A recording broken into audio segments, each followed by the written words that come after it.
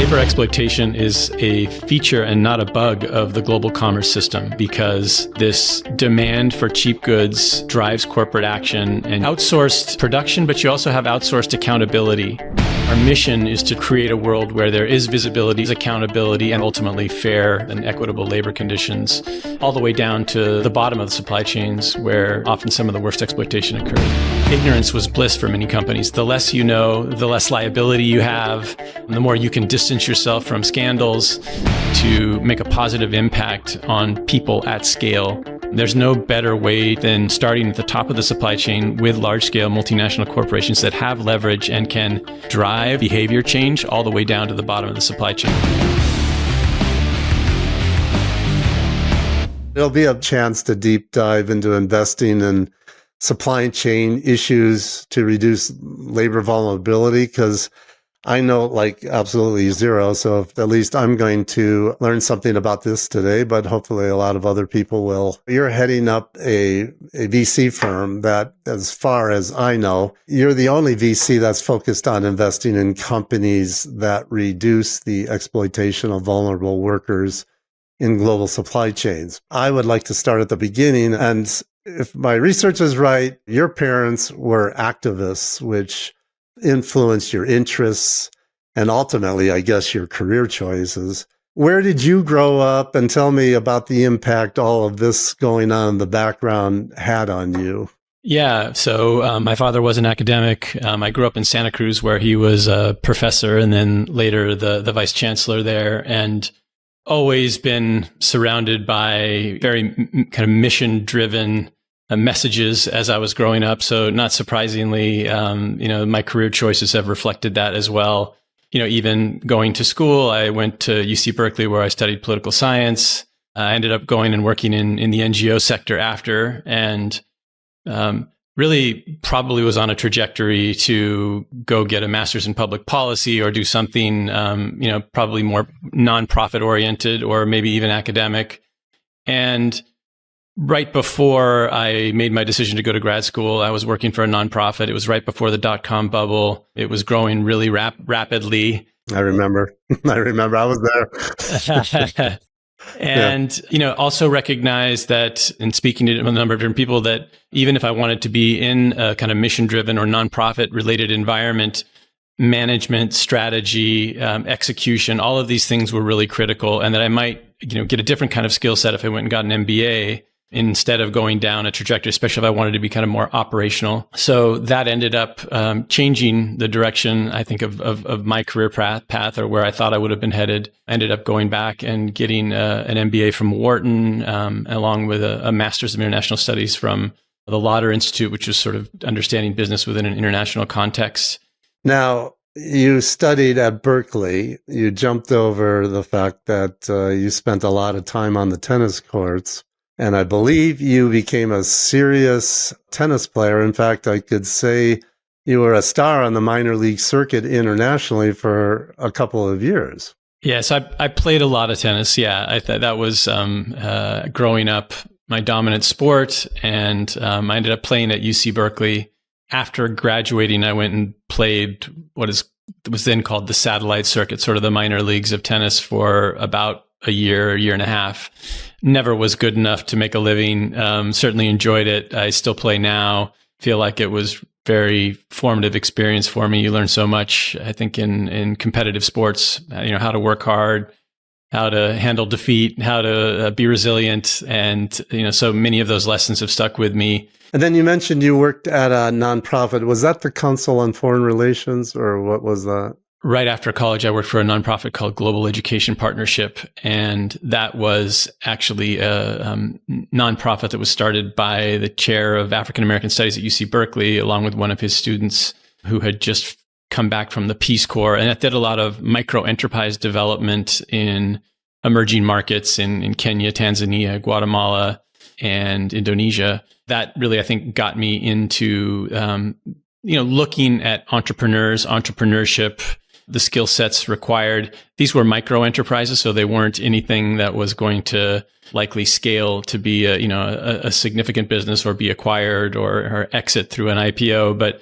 it was really about using business skills as a supplement for learning basic academic skills. So, how do you figure out how to calculate a margin? How do you think about marketing, and how do you assess cost of goods sold? All these kinds of things which could make your business more effective, but in the process as well was building skills essentially. So it was trying to accomplish both those objectives at the same time. After you got out of Wharton, is that when you met up with the Omidyars and got your first taste of the impact investing space? Yeah. So I was really fortunate. I came across something called the Humanity First Initiative at the Omidyar Network. And it was a new initiative largely driven by Pam Omidyar and some of her interest in human rights related issues. And so just for context, Pierre Omidyar, founder of eBay, Pam, his wife, have started a number of different philanthropic entities, and all of them have particular areas of emphasis. They don't have a single large entity, but rather close to a dozen different entities that have particular strategic focus areas and that have different legal structures at particular times. Some use more philanthropic capital, some use more for-profit capital. They were very much at the cutting edge and have been real trailblazers in using for-profit capital to drive social outcomes. And so when I entered in, the Omidyar family had actually started a foundation and were kind of disappointed or frustrated, I think, with what some of the limitations of the foundation structure. And so then had moved to something called the Omidyar Network, which was a for-profit entity, but which had the ability to make both for-profit investments or nonprofit grants. And within that context, there was a particular body of work looking at human rights that Pam was interested in. And so she'd started an initiative within Omidyar Network that then spun out into an independent entity, which was later called Humanity United, which I ended up working for over a decade. What were you doing at Humanity United then? Yeah, so it focused on basic fundamental human rights issues. I think it started in part based on Pam's passion and involvement in the Save Darfur advocacy movement and looking at basic rights of citizens and conflict prevention in particular parts of the world. A lot of it focused on sub-Saharan Africa. And then the other area of passion for her was what we now refer to as modern day slavery and exploitation, whether that is in, supply chains of multinational companies or whether that is sex trafficking and sexual exploitation. We worked on that broad issue as well. And in her mind, it was something that was sort of in plain sight in some ways, and yet no one was doing anything about it. And so these were issues that she felt like even in sort of a hierarchy of what the Omidyar network was doing, until you cover these sort of basic human rights and ensure people are, have freedom and are not being, targeted by their own governments, perhaps in the case of Darfur, that, you can't then expect to have other kinds of positive outcomes, whether you're focusing on education or other objectives, greater financial well-being, et cetera. And so this was sort of a foundational effort in her mind that needed to be added to the mix of things that the family was doing. But this was philanthropy or performance philanthropy, or was it actually impact investing? So it was a little bit of both. So I ended up spending most of my time focusing on a specific area focused on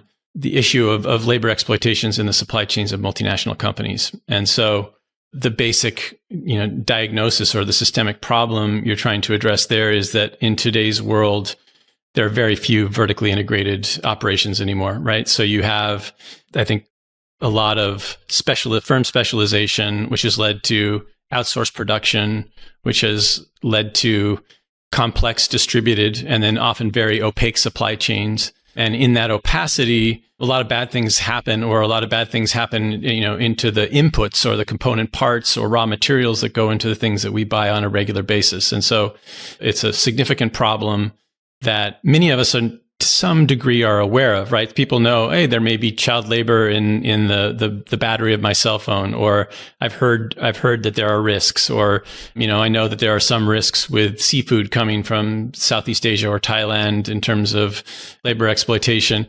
But, historically, there's been very little that has been done. And so knowing that problem existed, then, I led a body of work that tried to address that, both philanthropically and with for-profit investing. So it was a little bit of a carrot and stick approach. On one hand, we wanted to motivate corporations in particular to do more. So did a lot of work trying to push for policies that would drive for making certain things that may have been voluntary more mandatory, trying to, create requirements for better visibility, better knowledge of, and better accountability in supply chains for corporations.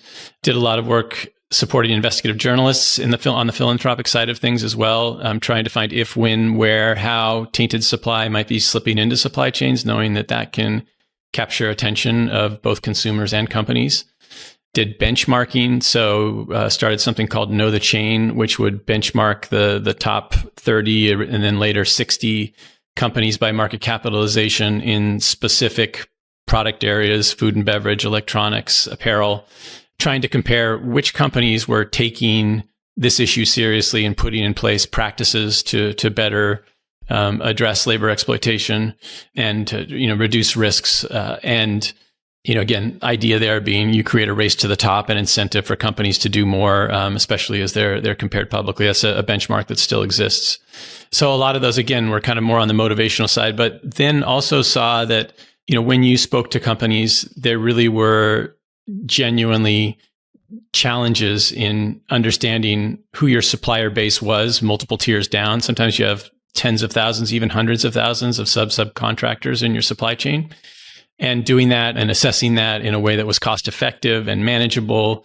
And you also started to realize that there were a lot of pain points that were generalizable across supply chains. So regardless of commodity or geography or industry, there were certain, fundamentals that needed to be addressed, and realized that there were actually a lot of technological innovations that could be applied potentially to this problem that could, make compliance with and or commitment to transparent, ethical supply chains more possible for companies. And so that was really the genesis then of the Working Capital Fund.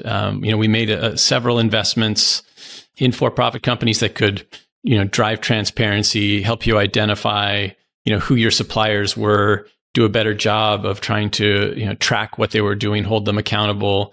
We realized that there were also a number of other opportunities far beyond that, that could be applicable to a number of corporations. And so started to look more closely at what kind of an impact investment thesis in that space might be.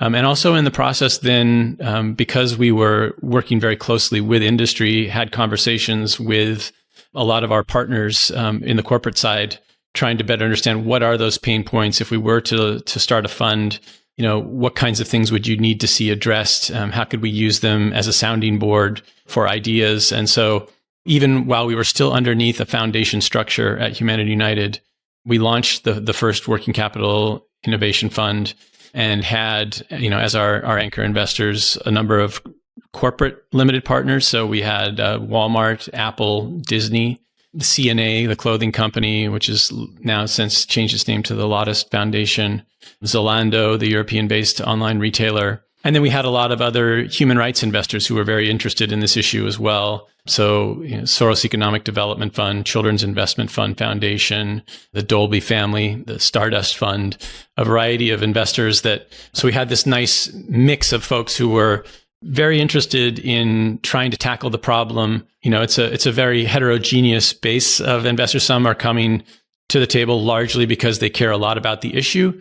Corporations are coming to the table because they care about the issue, but also because they're looking for solutions. The Working Capital Innovation Fund, is that a fund? Was that like incubated under Humanity United and then you set up Working Capital Fund outside of that? Yeah. So Fund 1 was incubated within Humanity United. And as I'd said, the general partner actually was the foundation. And then in 2012, 2020, we spun out and became an independent entity and launched our second fund. And that is more commercially oriented. And it is not a PRI vehicle. So it's not a program related investment vehicle where we can both accept it's a blended structure. So there's for-profit limited partners as well as those who are more philanthropically oriented. And so we can make program related investment if necessary, but largely we are just making investments that are free of side letters. Yeah. Do you have a mission? Could you just bullet point the main activities that you guys are focused on? Yeah, I mean, I think the mission is to try to address this issue of labor exploitations in supply chains of multinational corporations by making investments in technological innovations that can enable better visibility and better transparency into labor conditions, multiple tiers down into an extended supply chain. As I mentioned before, I think the fundamental issue we're dealing with is an issue of outsourced production in a global economy where there's insatiable demand for cheap goods at scale, which has led to very complex, opaque supply chains in virtually, every industry and in every geography that goods are produced. And so our mission is to try to create a world where there is visibility, is accountability, and there are ultimately fair labor conditions and equitable labor conditions, all the way down to the bottom of the supply chains where, often some of the worst exploitation occurs at the commodity level and some of the input levels. You also have established a second fund, right? Yeah, we launched a second fund and, have many of the same limited partners as well as some additional limited partners there. The emphasis has been largely the same. I think that we've evolved and the field has evolved in certain ways. So, as I mentioned earlier, I think we did things when we were underneath the umbrella of a foundation that would have just had a different return profile, maybe a different risk profile. And as we've entered into the second fund, we're much more commercial returns oriented, understanding that there are still impact imperatives in terms of what we need to achieve. But certain types of investments that we entertained in Fund 1, we wouldn't have entertained in Fund 2. Also, I think the environment has fundamentally shifted over that period. I think this year in particular has really been a watershed year for business and human rights, business and labor rights overall. There's been a number of legislative developments, really starting with Germany's implementation of their Supply Chain Transparency Act, and then the EU Corporate Sustainability Due Diligence Directive just has been approved, which is going to then work its way into national legislations of all European countries in the next couple of years. And basically, what that it's doing is it's taking what had been voluntary activities of sort of knowing who's in your supply chain and what's going on and making that now mandatory. And one of the real challenges that we had faced in our work historically had been that ignorance was bliss for many companies. The less you know, the less liability you have, and the more you can distance yourself from scandals. And so, as you're trying to push better visibility, better transparency onto companies, some, would do the right thing, I think, out of their desire to be positive, ethical actors, but many didn't. And now what you're seeing is this is going to be a requirement for, tens of thousands of companies to all of a sudden, know who is in their supply chain and then have done some sort of diligence on to their riskiness and, if there are problematic suppliers, trying to address some of those problematic behaviors. And so what that does for our work is it took what was, I think, a smaller total addressable market and all of a sudden has made it much more significant, which means I think for us, a lot more opportunities to invest both at that nexus of deep impact where we still want to focus, but also knowing that the commercial viability and the demand for that kind of product is going to grow considerably. What's your AUM in the second fund? 27. So we have 50 million across both Fund 1 and Fund 2. Is that total AUM then for Working Capital Fund? Total AUM, yeah. Okay. And were there any change in your mix of investors in Fund 2 from Fund 1, or was it all the same people or same types of people? No, we've had some new investors come in. We've had Mindaru from Australia, from Andrew Forrest, who was in the mining industry, has made his fortune, and he's been a big advocate for labor rights and human rights over the years. And we also have had LGT come in as well. So tell me, why is Working Capital Fund focused on investing in companies that addressed forced labor and extended supply chains of multinational companies. Can you make the scale of this problem understandable to even me? I understand, in the big picture, but how big is this and where is it? Where is it all sitting? We often say, labor exploitation is a feature and not a bug of the global commerce system. Again, largely because you do have this demand for cheap goods that, drives corporate action, and you have outsourced production, but you also have outsourced accountability. And, you look at the downward pressure on salaries and, the need to be able to compete on price. And, ultimately a lot of those pressures gets pushed down to those who are most vulnerable. So the scale of the problem really cuts across industries. If you look at, electronics, if you look at apparel, if you look at, you look at Asia, Southeast Asia, you look at Africa, you look at South America, really regardless of the geography, regardless of the industry you're working in, the risks of forced labor and labor exploitation are significant. There are estimates, there's the global slavery index, there's estimates of number of people who are living below living wage. The overarching level of vulnerability, though, within supply chains, I think, is significant. Whether you have, tens of millions, I'm trying to remember what the most recent global slavery index number, I think it's in the, 60 million people who are in situations of slavery. But that doesn't even begin to really scratch the surface in terms of the, hundreds of millions of people who are in different forms of severe exploitation. That could be wage theft, that can be, forced overtime, that can be, a variety of other things. It could be child labor that really go into the production of the things that we purchase and the things we produce. So the scale is really, significant across many, many sectors. And it's not just, pertinent or relevant to just a few. And we're talking primarily third world countries or developing nations. Yeah, largely, yes. Most of the world's production has been outsourced. Often there's a bit of a race to the bottom in terms of, limited regulation and cheaper prices. And that's where there are very few worker protections and where a lot of the most extreme exploitation occurs. Yeah. What is then the long-term cost of ignorance to these multinationals? If you say that they don't want to know, what is the cost that they don't know about or that they don't see? Historically, the cost has been limited, and I think that's been part of the problem. Obviously, there's always the risk of consumer pressure, and there's risk of kind of reputational risks. But, there hasn't been any meaningful penalties for being negligent, or at least there haven't been sufficient penalties for being negligent in terms of, what would really, I think, change corporate behavior. That's why I think some of the changes that are currently in the works are so promising, because now, for example, as much as 5% of your annual turnover could be at risk if you were to have found exploitation in your supply chain. It was to be uncovered and you had not done sufficient diligence, or you hadn't basically been thorough in your efforts. That all of a sudden changes the calculus.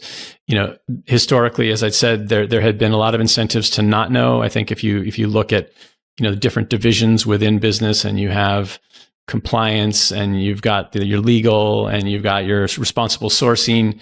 Often you don't want to have too much information about bad things that you've discovered unless you've been able to take action on them. And so sometimes there was more of an incentive to just do the bare minimum, be able to check the box in terms of compliance, but not actually take that additional step. So we're really talking about the cost is reputational risk or potentially liability, like fines and things like that for violating regulations. I spoke with a while back Sharon Bosmick, the VC firm Astia, and she's all about promoting and investing in women-led organizations. And she has statistics that she backs up her statements with, that, just by getting women in leadership positions in the companies that she invests in, she gets higher ROIs, and then there's some studies that she cites where GDP could just be 6% higher by having more integration and diversified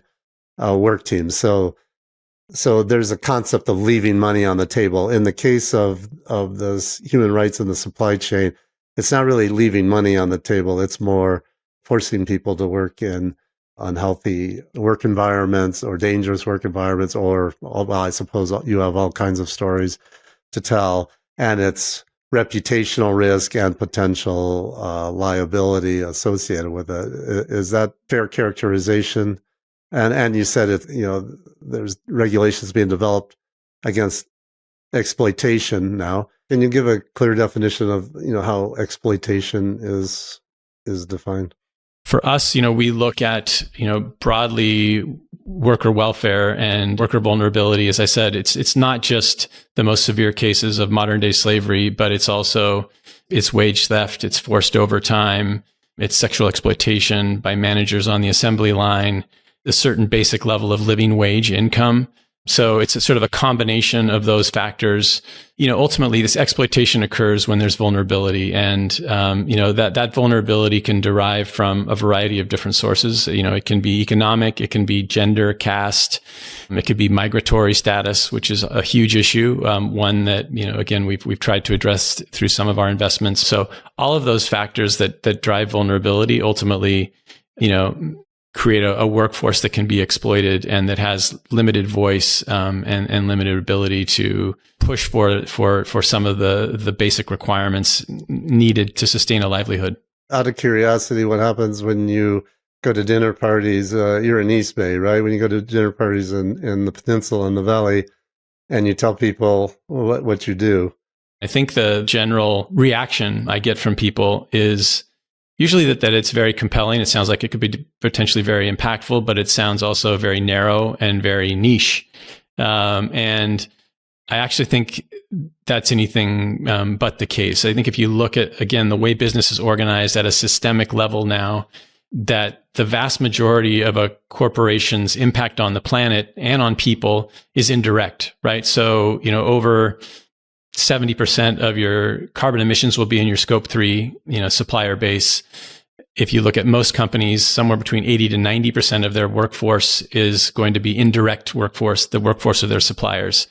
And so if you're really looking at trying to make a positive impact on people at scale, there's no better way to do that than starting at the top of the supply chain with large-scale multinational corporations that have leverage and can demand and drive certain behavior change all the way down to the bottom of the supply chain.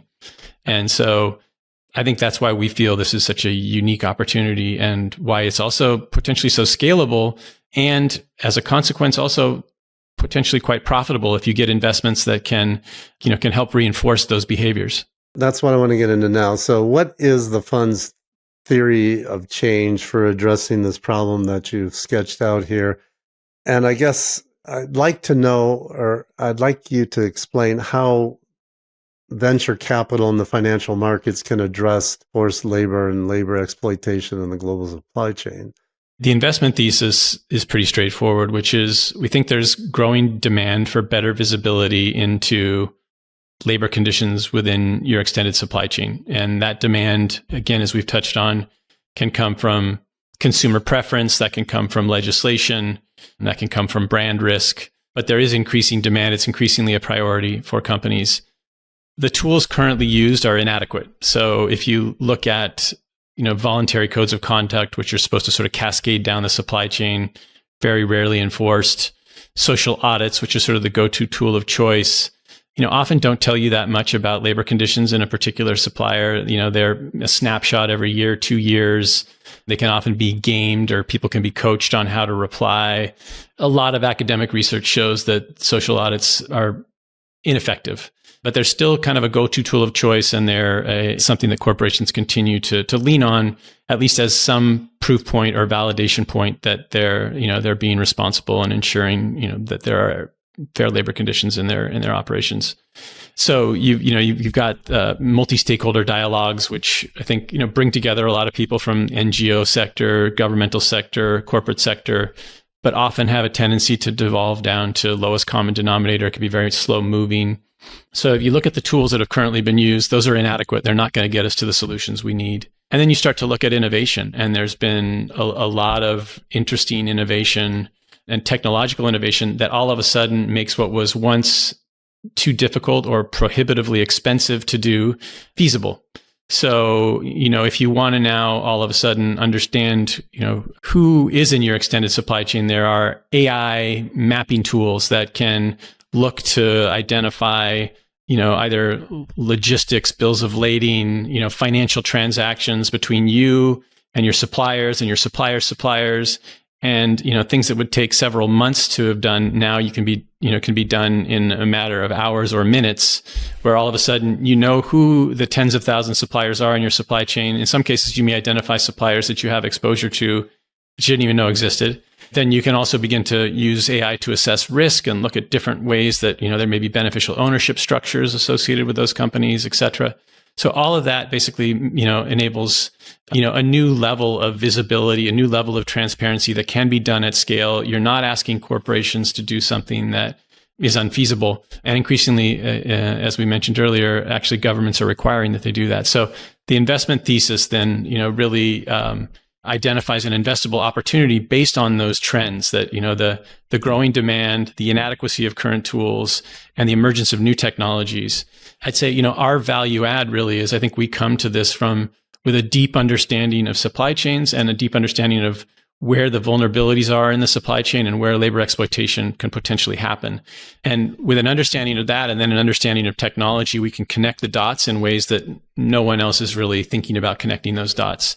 Why, though, impact investment versus, let's say, government or regulation? I don't think those are an either or proposition. I think you certainly, you need policy change. You need certain things to be regulated. And you certainly need philanthropic support, and you need, workers need to be empowered. There needs to be, collective bargaining and worker organizing and all of these other things that are really critical to, ensuring that workers have a voice and are empowered.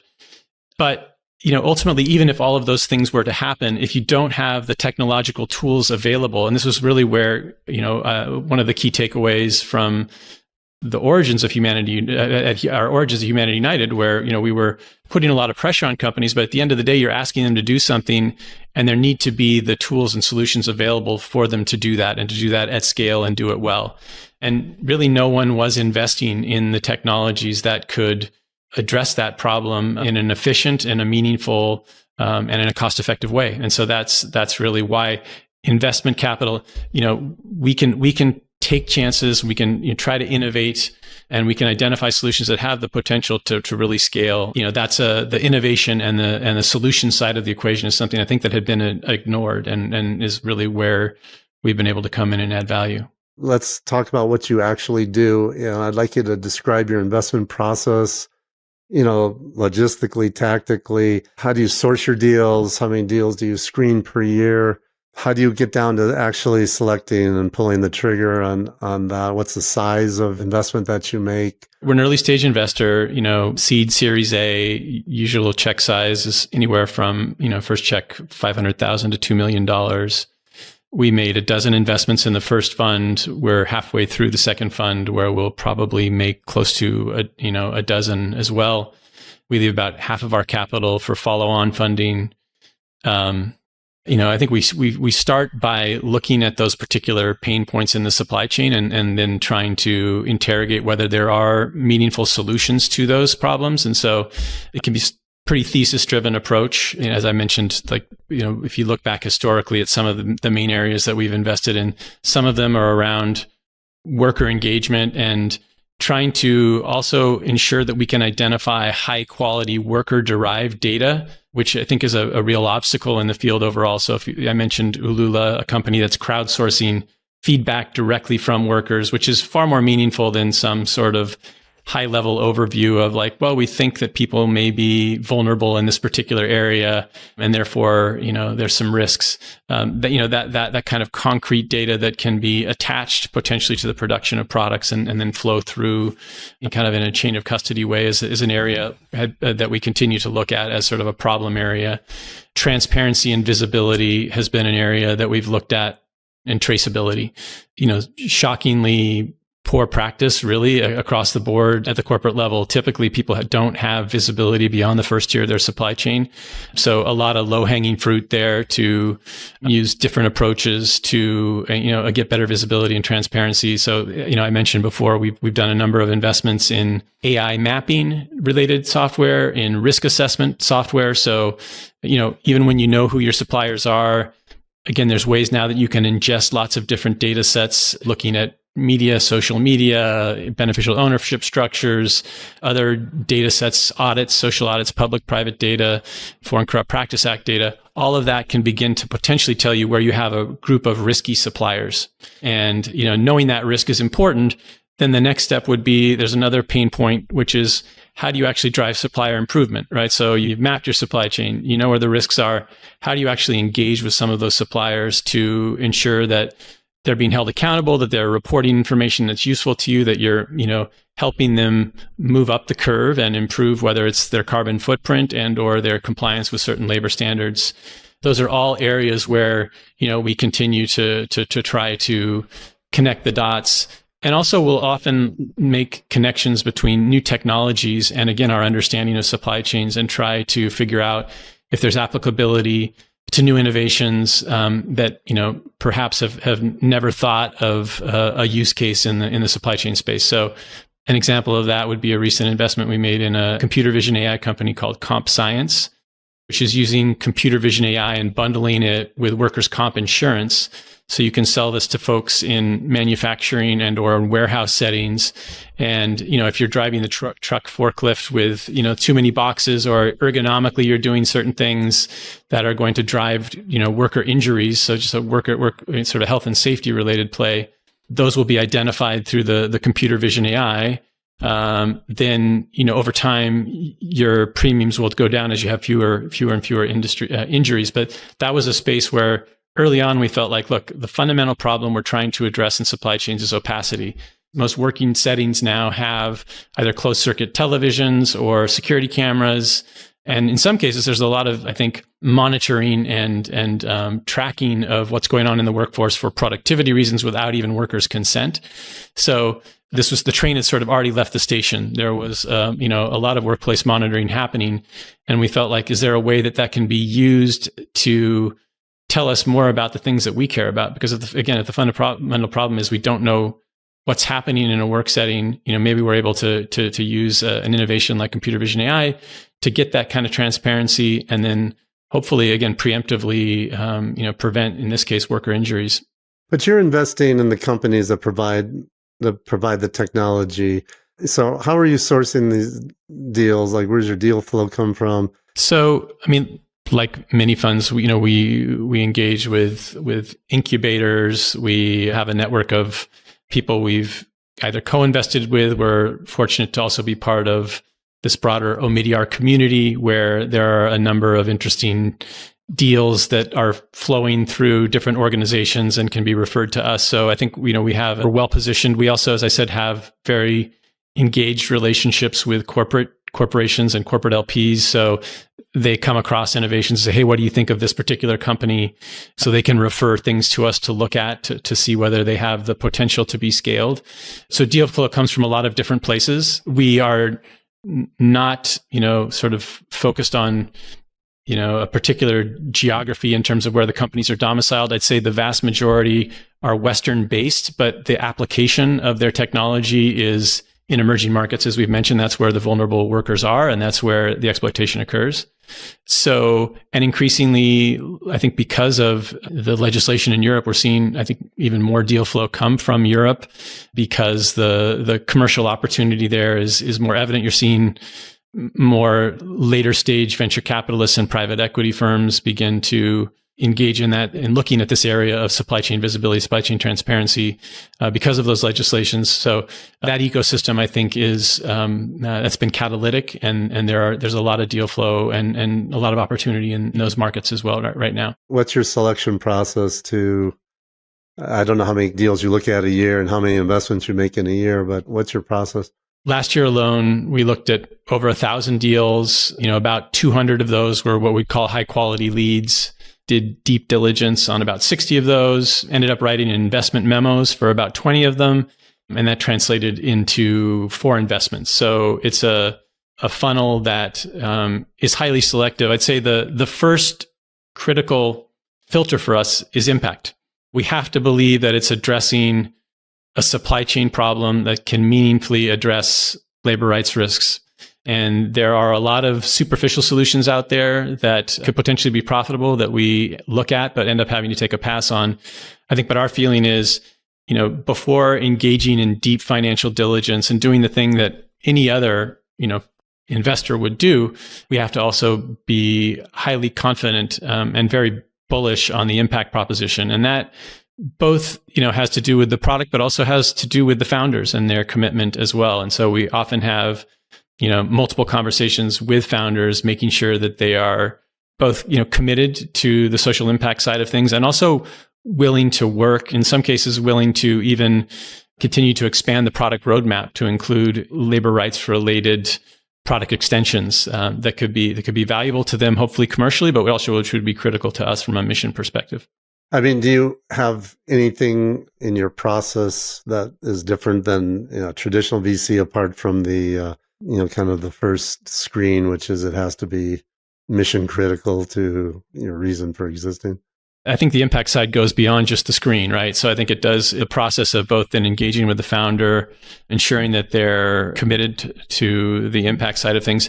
Then we typically will engage with them and actually put in place a side letter with every investment that will detail what we hope to accomplish. So, are we hoping to reach X million of workers? Are we looking to expand to other supply chains? Are we looking to add different labor certifications to their algorithms and their models over time that we know are high quality?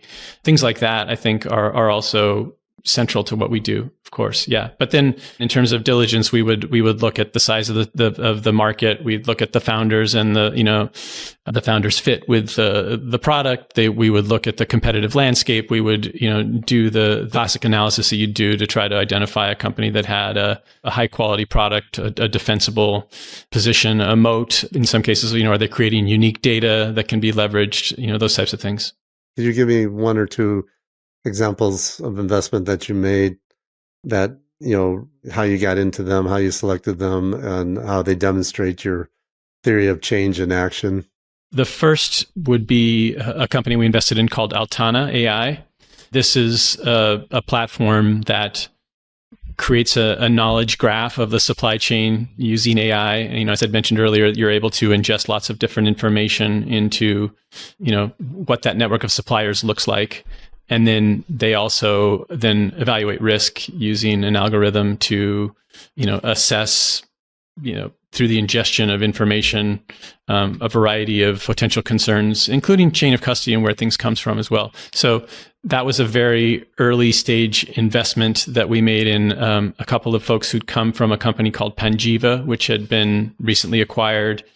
And in the early days, it was one of the few companies we've invested in that was pre-revenue, but we really liked the founders, we liked the vision, and we knew from speaking to corporations that getting a grasp on your supplier base and getting a sense of where to take your limited dollars for, social audits or what have you through some sort of risk assessment was really critical. We knew that was going to be an area where there would be demand even before some of the legislation has now kind of mandated some of that activity. I think, what's interesting about Altana is it highlights sort of the multiple risks that we face as an impact investor. So like any investor, you face risks of financial return and, competitive marketplace, and you never know, which companies are going to succeed or not. But also there's the risk of impact pivots, essentially.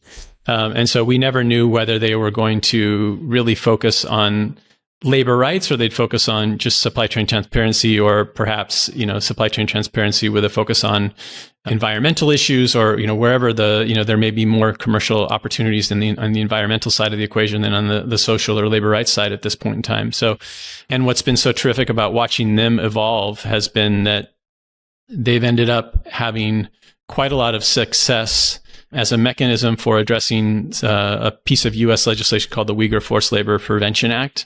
So goods coming in from China that may have been produced in the Uyghur region and or by Uyghur labor are banned from entering the United States. And a number of corporations have been highly vulnerable to this, and there have been a number of what's called withhold release orders of shipments that don't make it into the country or are delayed significantly, and that's caused hundreds of millions of dollars of lost business for many companies. So they're able to effectively go in and identify, maybe not certify, but be able to give assurances that diligence has been done to assess whether there's exposure to Uyghur forced labor in the production. That's been a huge driver of their business. There was no certainty that would have been the case when we invested. So that ability to see a company like that, which is since done quite well financially, but also has had a lot of their finance driven by their ability to address an issue related to forced labor, is I think a classic example of the kinds of investments we'd like to make, where there is that nice alignment between the impact side and the financial return side.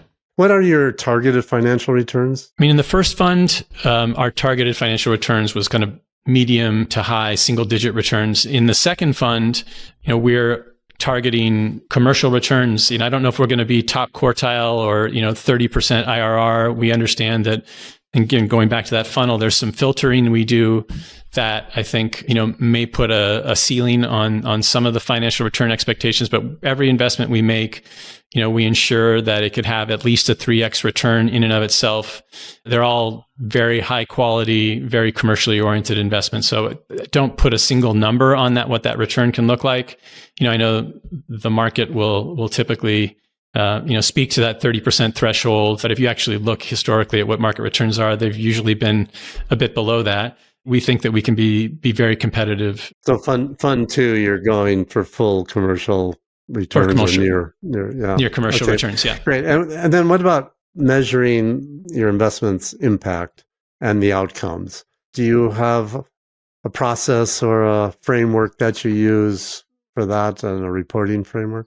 Yeah, we do. We've been very fortunate, actually. One of our limited partners, the Laudes Foundation, has also given us quite a bit of philanthropic support to bring in a developmental evaluation team that has worked with us over the first 3 years of the fund. And now, we continue to stay in touch with them. And, part of that has just been about being really clear on what our theory of change is and how we hope to change, corporate behavior and, how that can then influence this broader system that I've spoken to several times today about, kind of how the incentives are structured and how corporations do or don't pay attention to what's going on in their supply chain. So being really clear about what we're trying to address has taken a lot of time, and it's taken us, a lot of time to be very precise.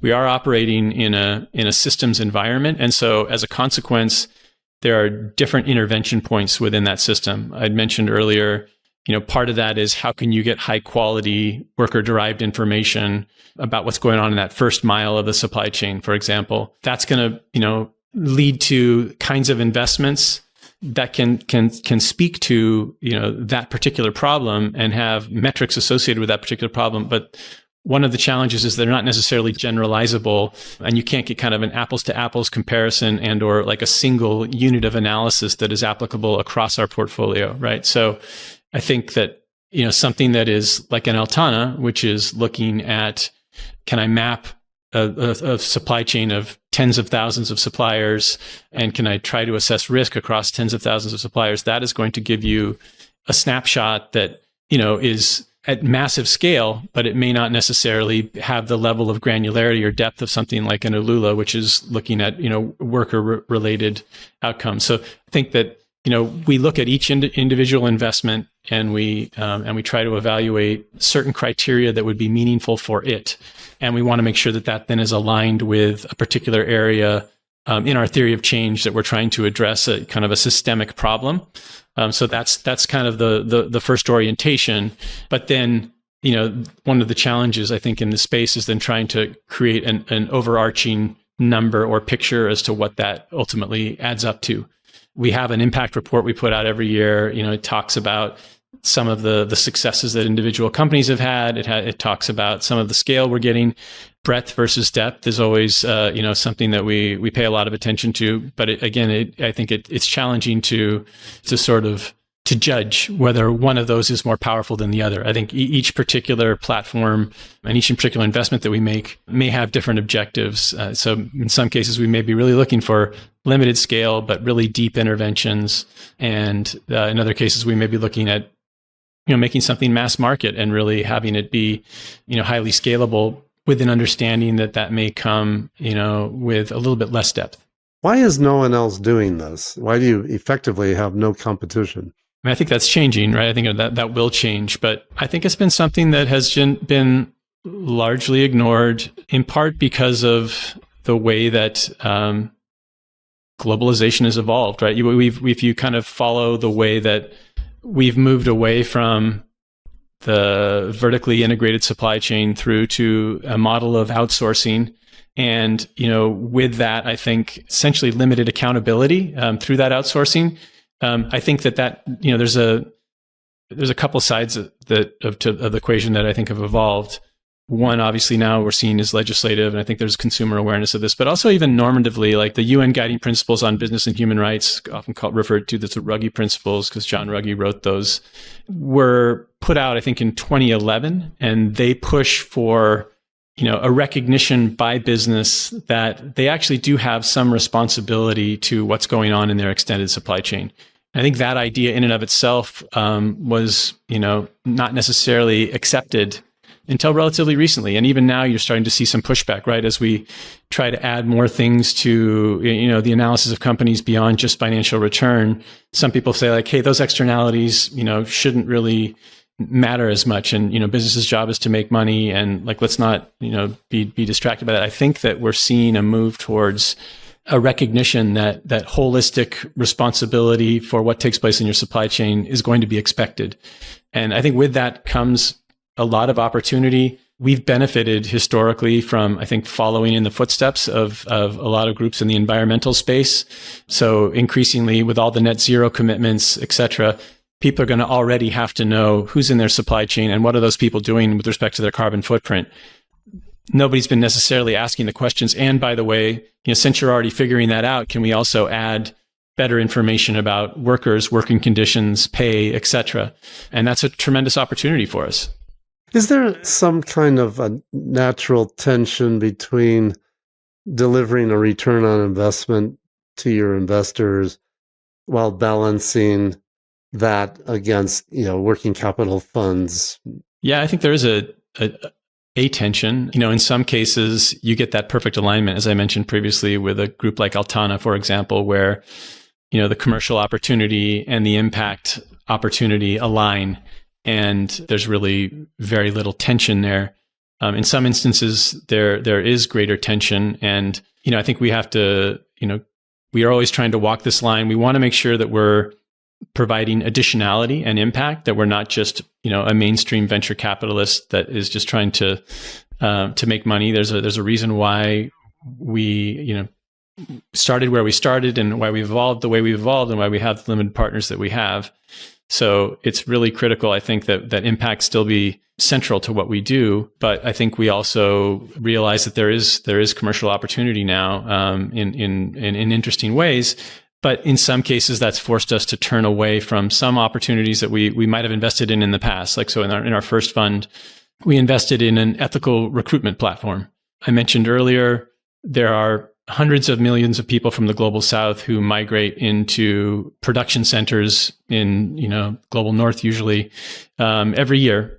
And they're often, promised jobs that don't pay as well as they actually, were promised. Their passports are confiscated. They don't speak the local language. They're locked into 2-year contracts. They can't leave those situations. That all happens through the recruitment process. So we tried to invest in a recruiter that would ensure that, people were well trained, that there was no document retention, that there was no passport substitution. At the end of the day, it's a very capital intensive, low margin business, potentially high impact.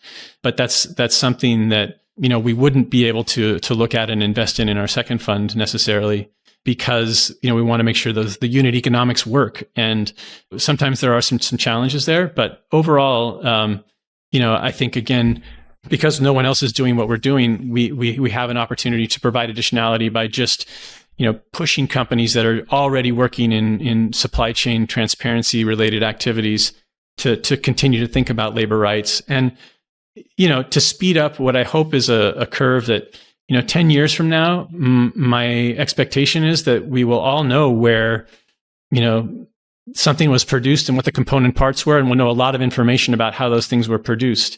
And there will be, sort of a higher level of verifiable claims associated with those particular products. Right now, that's still, I think, quite murky. So trying to push the industry up that curve and make sure as well that it happens in a way where they actually are meaningful from an impact perspective, the changes that occur, as opposed to, just a lot of greenwashing, because I think that greenwashing is going to, potentially really discredit some of this work, but also there really are ways of doing this where you can, verify and certify and have a higher quality, higher integrity footprint. And hopefully that can be communicated and that will ultimately resonate with consumers. So, Ed, many of our listeners may be shareholders or customers. What questions should they ask, and what red flags should they look for when thinking about whether a company has an ethical approach to their supply chain? I think a lot of investors are, again, increasingly looking at some of the requirements that are driven by legislation. They've been asking questions about process, about remediation when problems are identified. A lot of the frameworks for assessing responsible corporate practice are identified and are required, and reporting is required on those. So going back to California Transparency and Supply Chain Act, the UK Modern Slavery Act, the Duty of Care Act in France, some of the legislation I just mentioned in Europe and in Germany and the EU, like all of those put forward frameworks by which investors can pay attention to a company's commitment to doing the right thing. And so I think that there is increasing scrutiny there. Is there a clear indication of who's good and who's bad, and what does good practice look like and what does bad practice look like?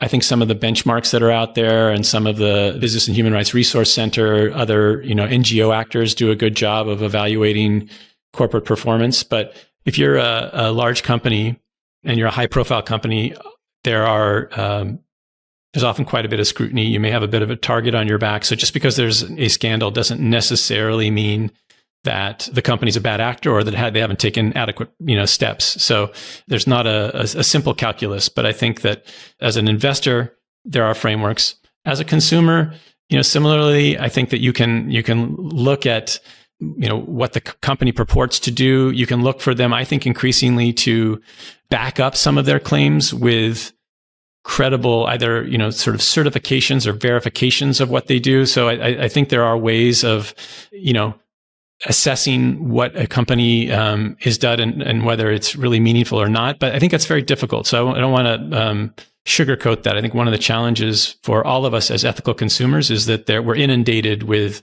different claims, different standards. Something is slave-free, fair trade, shade-grown, whatever the environmental sustainability criteria may be. There's a lot of different things that are communicated, and it's hard for the average consumer to be able to make sense of that. And so I think that, some of our companies, for example, one of our companies called Provenance is developed a framework called Proof Points, which is to help filter some of that out and to then ultimately assess, which of those claims are more credible and which ones aren't, and kind of differentiate products based on some of the sustainability claims associated with them. So I think that there are attempts to do that.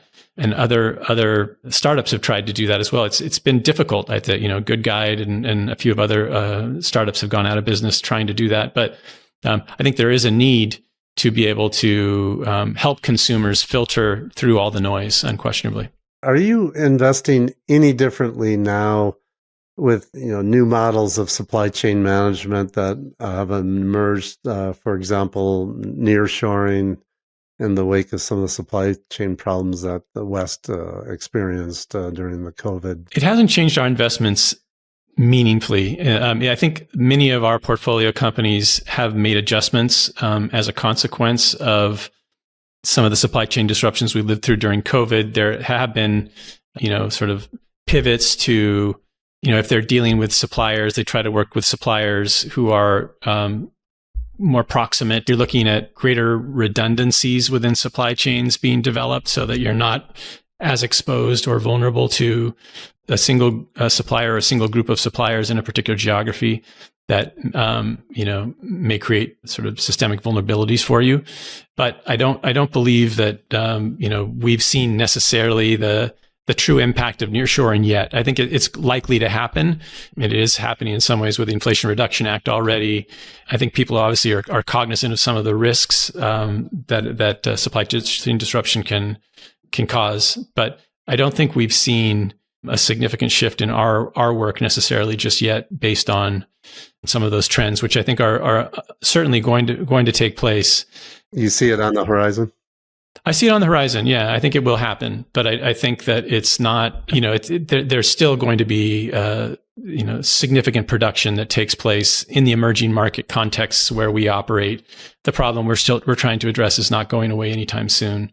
Ed, if you had to name the one most important challenge in the responsible investment VC space at this time, what would it be and why? I think the market is still not matured. And while we speak of having an impact continuum, the truth is you still have quite a few folks who are siloed looking for, commercial returns that are light on impact. And you have a lot of people who are looking at deep impact, but don't really care about commercial returns. And hopefully over time, you'll have different people populating different places along that continuum. All right. What do you know now about VC investing that you wish you knew back when you started Working Capital Fund? I think there's a lesson that I was warned of or guided on multiple times, but you kind of have to live it, which is, so much of it is dependent on the team you invest in and the founders you invest in. Finding the right founders is something that it's not just having the right technical expertise. It's right having the level of resilience, the EQ, the ability to pivot when necessary, all of those things. I think when you go through that lived experience, you begin to identify what those characteristics look like and feel like. And I think that's something I've learned. Is there an example of an investment that you were convinced of that it ticked all of your boxes, your impact boxes, your financial boxes, but in the end, it didn't turn out? And what did you learn from that experience? Yeah, we had an investment in a microbial DNA traceability company that I thought was particularly intriguing. Essentially, they could evaluate the dust and dirt of any given area and use that to give you a unique fingerprint for where something came from. And we thought that would be a tremendous opportunity to address unauthorized informal outsourcing in supply chains, because often production occurs where someone will take on an order, but they don't have the capacity. They outsource it to somebody down the street, and there's very little regulation. A lot of labor abuse occurs there. Anyway, so we invested in that particular platform. And unfortunately, when COVID hit, they pivoted and tried to respond to using that technology in other ways to address indoor air quality environments. And so went a little bit sideways as a result of that. I continue to think that it was a really unique technology to address a problem that still needs to be addressed. So disappointing in that regard. The lesson learned is lack of focus or I think the lesson learned in some ways is just that's one of the risks you run when you're an impact investor. I think that, I think early stage companies often pivot, right? And they may pivot to different commercial markets, but they also may pivot to different to impact orientations. And it's difficult, when you're not, the majority of the cap table to be able to steer them away from that. Sometimes those pivots are necessary anyway, but I think it is something that we always are trying to track and pay attention to is there impact drift. Okay.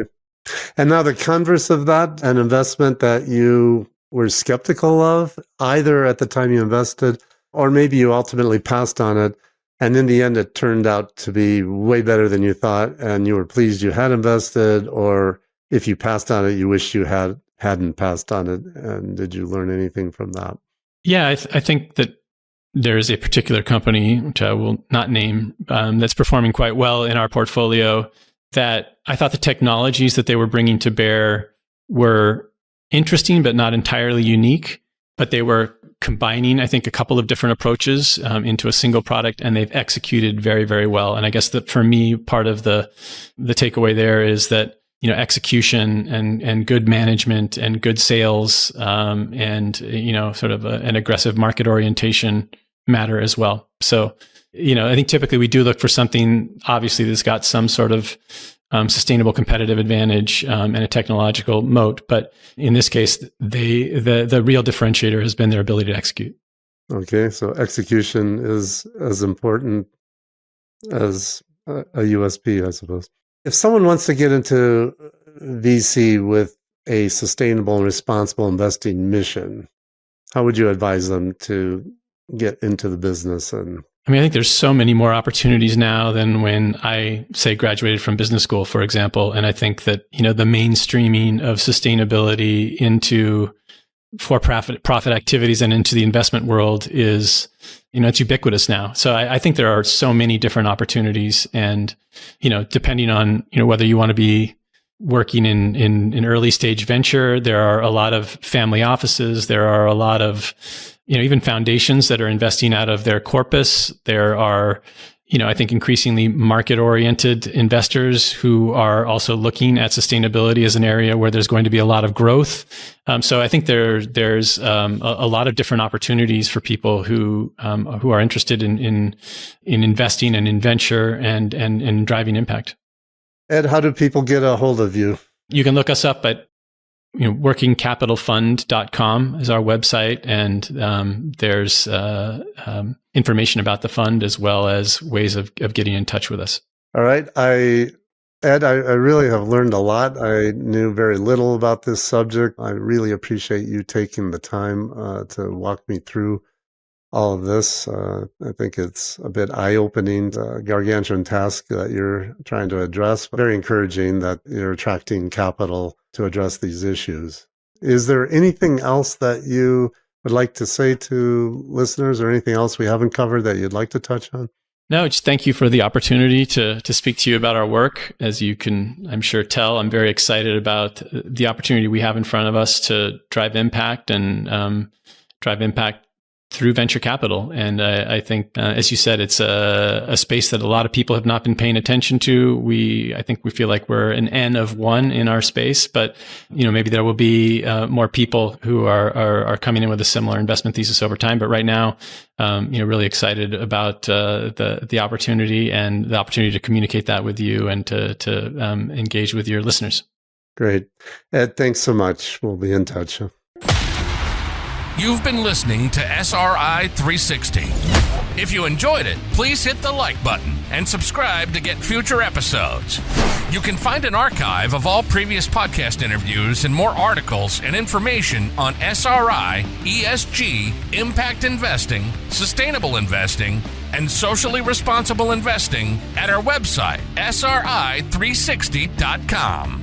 If you'd like to read more lessons learned from world-class SRI investors, get a copy of Scott Arnell's book, Sustainable and Responsible Investing 360. It's a must-read for anyone wanting to know more about investing for positive social, environmental, and ethical impact, all with market financial returns. These are the stories and tactics of those leading the way as sustainable and responsible investing goes mainstream.